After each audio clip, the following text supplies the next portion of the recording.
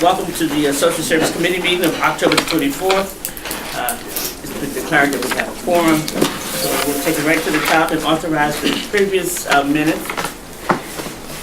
Approved and second. All in favor? Aye. Any opposition? Hearing none, it's unanimous. Right to the top. Commissioner McClain is here. Good evening to you.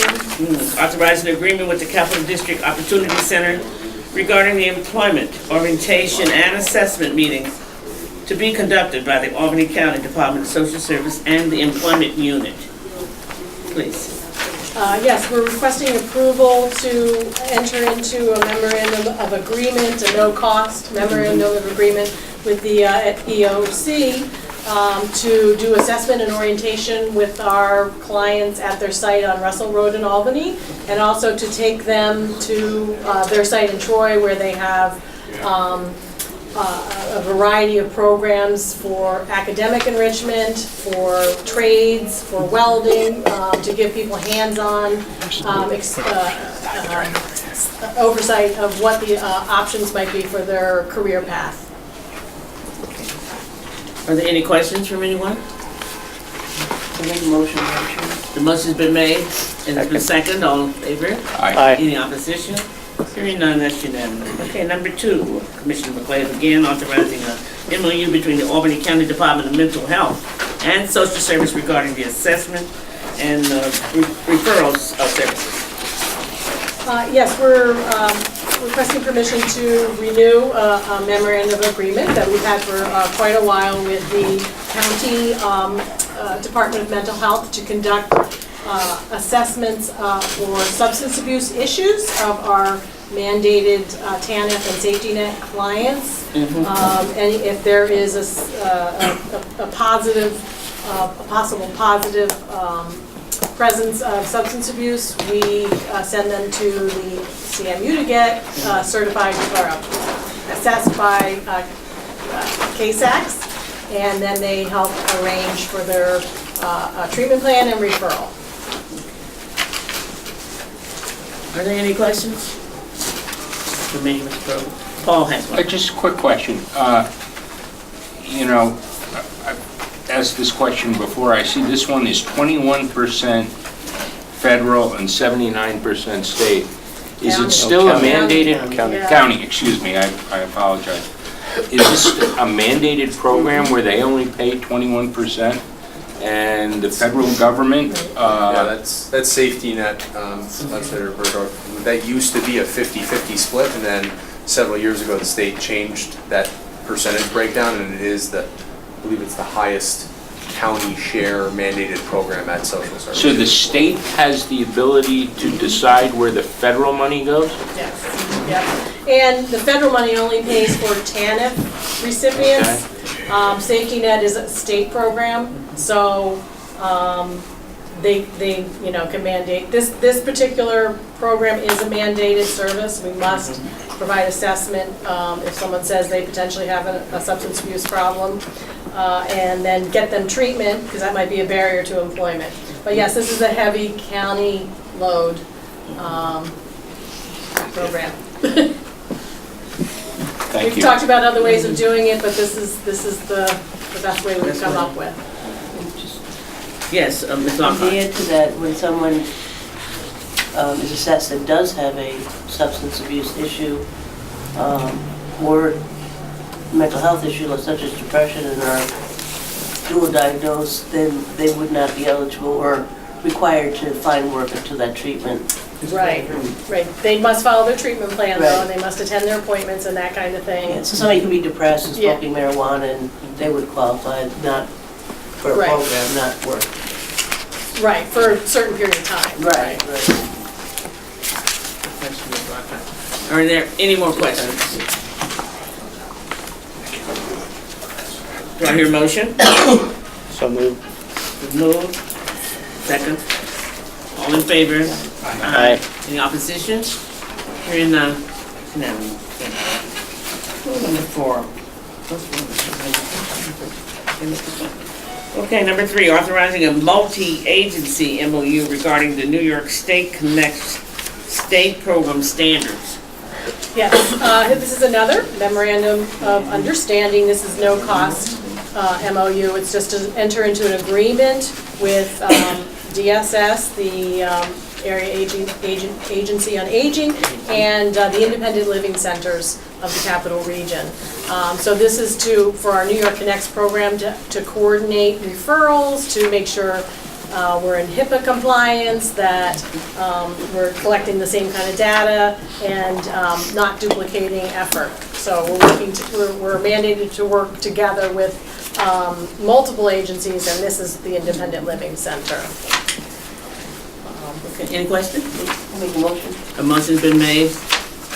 Do I hear a second? Second, all in favor?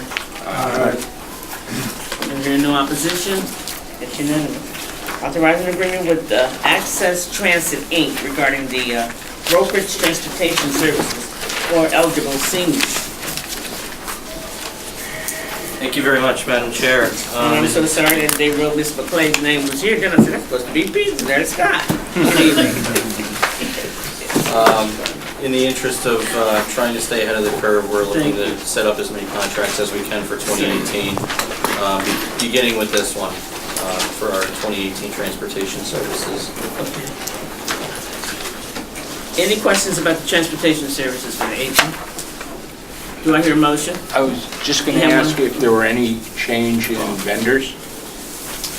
Not on our end. We contract directly with CDTA. They provide the access, which is why they call it a brokerage service. Okay. CDTA then does have, I couldn't tell you at this moment how many subcontractors that they can use. It could be Colony Senior Services, who use their transportation. It could be New Scotland Seniors, as well as A Plus Meditrans, various taxi services, things of that nature. Madam Chair? Yes, sir. Do you think we could request just a list of who the transportation people that CDTA use? Because I think it would be helpful for the members of the committee to refer seniors in their district to those vendors. Jamie, you think that's appropriate for you to work that out with Office of the Aging? Yeah, is that something you guys can provide us? Yeah, we can get that. That's, I can have that for you You have to tomorrow. talk to Mike. But it Okay. goes through CDTA, and CDTA determines the vendor. Correct. They Right. determine. Person That's that act- is called. right, but Capital District people knows Transportation that Department. the service exists in Yeah. their catch basin. Your question is very timely. It's something we're looking into anyway, so I can have that It'd for be you tomorrow. appropriate. Thank you. Thank you, Mr. Sagan. Thanks a lot. Okay. Any more questions or concerns? Do I hear a motion? Motion's made. Do I hear a second to the motion? It's been seconded. All in favor? Aye. Any opposition? Hearing none? Unanimous. Thanks a lot for coming down, Mr. Sagan. Thank you all very much. Michelle, I'm so sorry. There's another one for you. Yep. Why didn't we drop down, whatever reason? You're number 5, too. Yes. Yeah, this is different. This is a children's service one that went through you. Yeah, right, through OCFS. Okay, well, this one, here it is. Authorizing agreement with the New York State Office of Children and Family Services and the Capital District Child Care Coordinating Council regarding registration services and administrative costs. Now, Michelle. Yes, we'd like to enter into a memorandum of understanding with the Child Care Coordinating Council. This is a mandated service, and the state has selected the provider. We're basically a pass-through of this. It's 100% federal funding, and they do the registrations, the licensure, inspections, and that kind of thing of the child care centers in school-age programs in Albany. Does this ever come through our Department of Children, Youth, and Family Services? Do you work together on this program at some point? Well, they utilize, I believe, the services of the Child Care Coordinating Council to find licensed daycare Daycare centers centers, and that okay. kind of thing. And they're a great resource on child care in general for any provider. Good. Thank you. Do you have any more questions on this item for Michelle? Do I hear a motion? The motion's made, a second. All in favor? Aye. Any opposition? Hearing none, that's unanimous. Thanks again, Michelle. Good night. Good night to you. Okay. The next one is Mr. McLaughlin. Yes. Mr. McLaughlin's here. Good evening, sir. Hello, everybody. Okay. Taking center stage on this one. I'll be brief. Some of you folks may know Albany County is a member of the Workforce Development Board. Historically speaking, due to policy decisions made long before I was likely even born. The county has had a very arm's length role in the tri-county arrangement that is the Capital Region Workforce Development Board. And by that I mean that the program, while county wide, is actually run in the County of Albany by the City of Albany. They do a fabulous job. It just so happens to have been placed there for whatever reason back in the day. For Rensselaer County and Schenectady County, it is housed in their county offices, specifically in their DSS buildings. Ours isn't very far from DSS in the City of Albany. It's right up on 175 Central Avenue. We were approached because, as I said, we are a voting member that just doesn't have too much active role to take on this role that you see proposed in this RLA. And admittedly, you can take a look at the second to last page. The list of responsibilities is rather limited. It basically will boil down to quarterly meetings that I will organize, or excuse me, the county will organize through the Workforce Development Board. This service was actually put out competitively by the Workforce Development Board, and the only respondent was a firm from Connecticut, which doesn't seem appropriate. So a waiver was obtained from Department of Labor for the county to take on this role.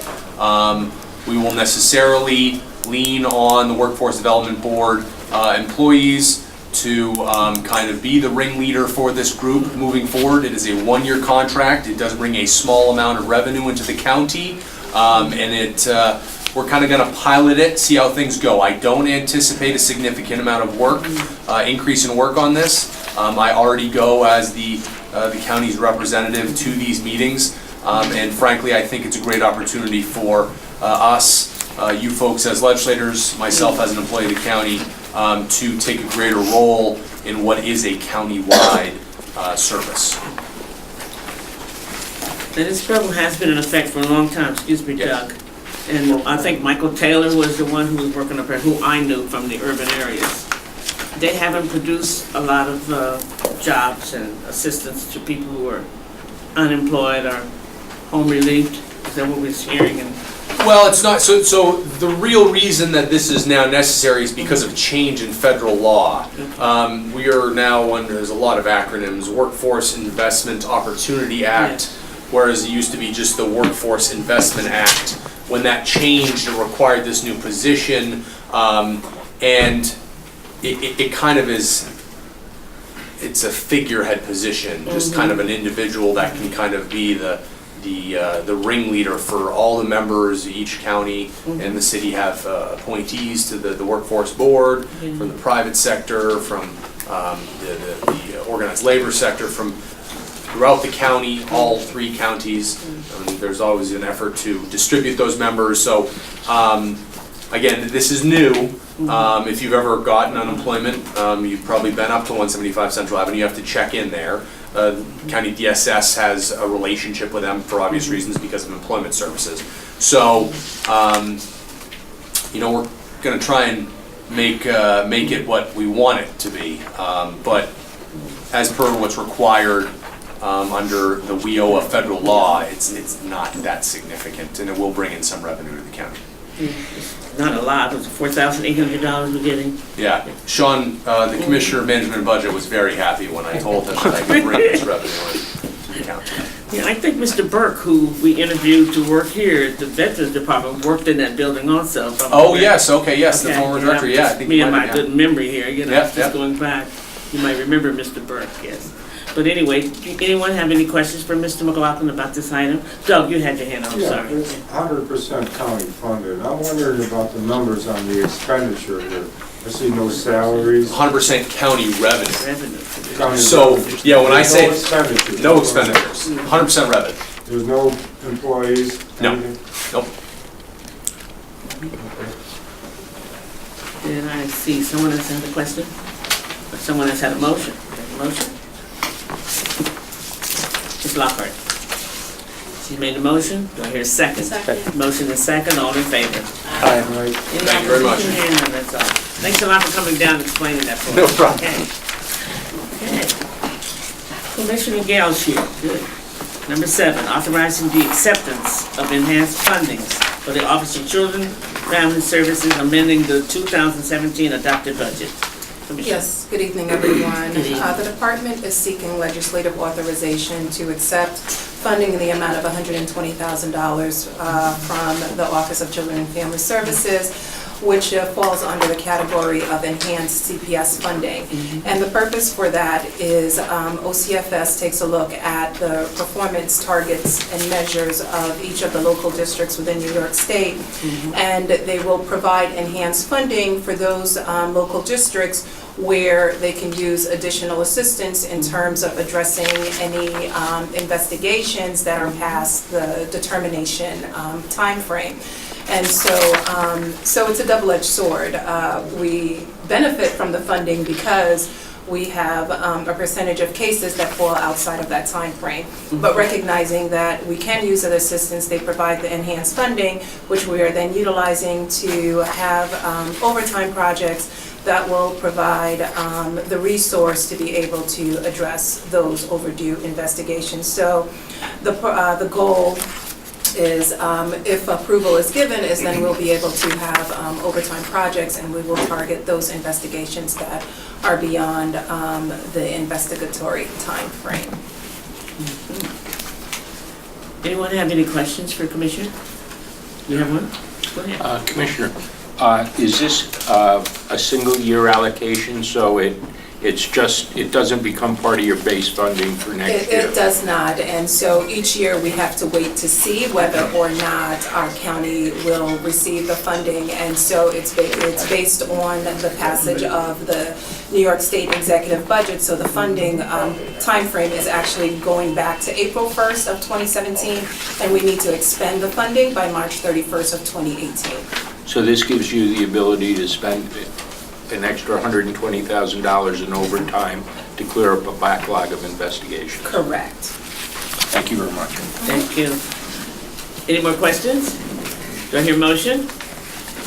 Motion's made. Do I hear seconded? All in favor? Aye. Any opposition? Hearing none, it's unanimous. Thank you very much, Commissioner. Okay. The final one for tonight is going to be number 8, Albany County Nursing Home. Mr. Larry Slacky is here. Good evening, Mr. Slacky. How you doing? Authorizing agreement with Corey Tactics. Speak it for me. Corey Tactics for nursing consulting services. Thank you. Thank you. We have used Core Tactics for 1 year, and it was a 1-year RFP. We continue to need their services to work with our nursing department on the federal regulations. That is a 3 to 4 year implementation. This is the second year. It starts November 28th. Starts the second year of that implementation. Deals with the quality measures. Deals with probably 700 new regulations from the feds to the state to us. It's massive in nature. This person, who is the owner of the company, Amy Lee, is going to continue to provide that service. She won this bid. We had to do another bid, RFP 2017-102. She was actually the only bidder on this project. The first year of the contract was $190,000 and change. This contract is not to exceed $150,000. We feel over the next year we'll be hopefully better at what we're doing and use her less over the next year, and then with a 1-year option for a second year of this RFP. If we use that option, we would be required to come back to the legislature and ask for that additional year. Any questions for anyone? Doug Bullock, go ahead. Yeah, this is for your nursing services during the weekends mainly, right? Oh, no. This is a nurse consultant who works with all the clinicians. In the hospital, in the facility. In the house, In the facility. Monday through Friday. She will be there which she is now, 2 full days every week, working with the director of nursing, assistant director of nursing, dietitians, social workers, all clinicians, PT, physical therapy, occupational therapy, speech therapy, any person who works there who's a clinician, to improve the quality to the minimum data set, which is the MDS, and all documentation to adhere to the quality measures. I'm just questioning why the service has to be contracted out.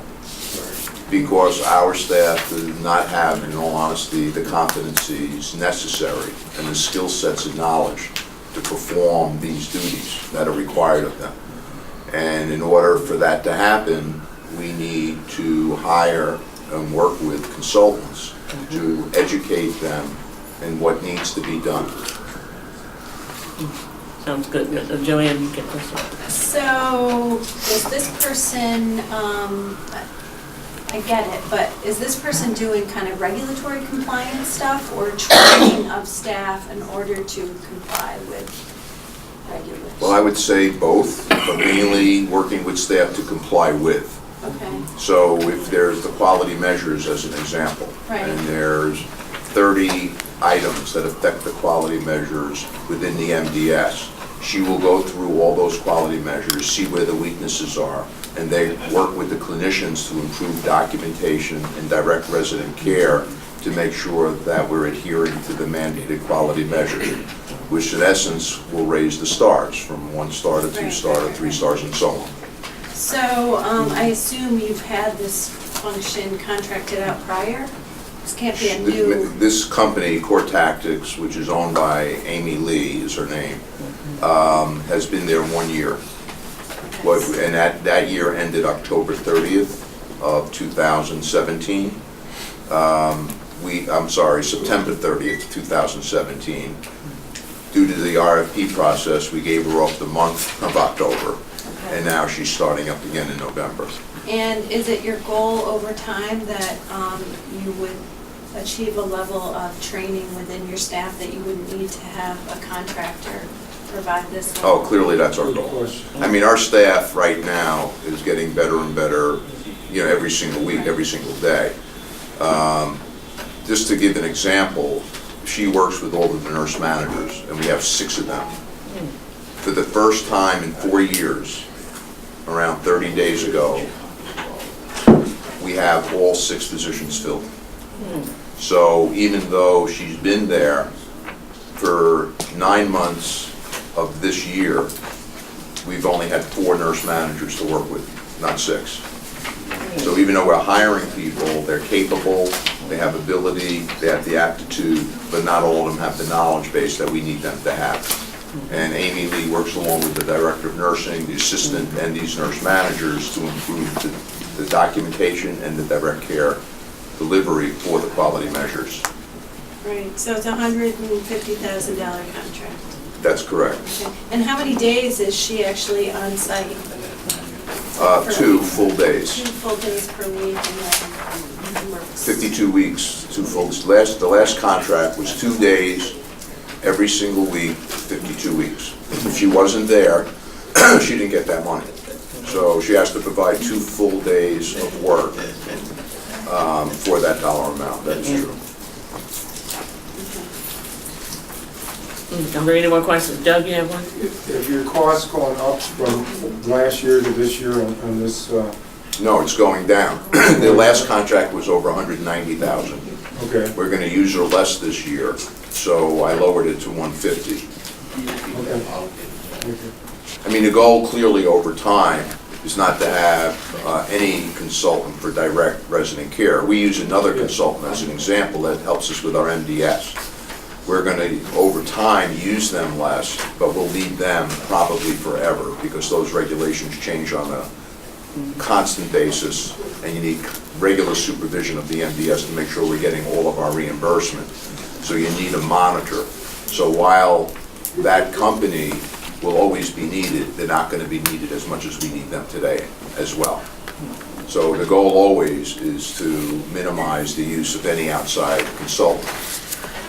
We'll be using another consultant for argument's sake, not for argument's sake, that we're eventually going to put through for fire safety. They've changed starting November 28th of this year around 300 of the life safety regulations. As a matter of fact, I was at a seminar yesterday going over all the emergency management, emergency preparedness, and all this other stuff. There's also requiring in these regulations that you have someone who is an expert in fire safety, retain. We don't have such a person. So now we have to retain that person until our person becomes qualified. So we will use these type of consultants when needed, but clearly the goal is to have all of our people have the necessary competencies and skill sets.